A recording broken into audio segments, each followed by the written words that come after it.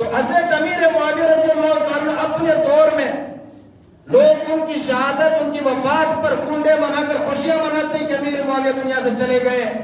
تم کنڈے مناؤ یا کھیر کھاؤ یا حلوے کھاؤ، ہم نے قرآن کو دیکھنا ہے اور محمد کے فرمان کو دیکھنا ہے۔ رسول اللہ نے فرمایا کہ مجھے خواب میں یہ بشارت دی گئی، مجھے خواب میں یہ بتایا گیا کہ آپ کی لشکر، آپ کی امت کا ایک لشکر بحری بیڑے کے ذریعے سمندروں کو چیرتے ہوئے اللہ کی راہ میں جہاد کرے گا، اور ان پر اللہ نے جنت کو واجب کر دی ہے۔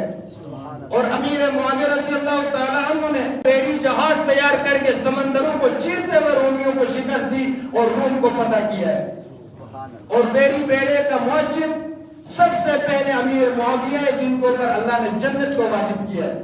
تم کنڈے مناؤ ان کی موت پر حلوے بانٹ کر خوشیاں مناؤ، لیکن اللہ نے ان کے لیے جنت کو واجب کر دیا ہے۔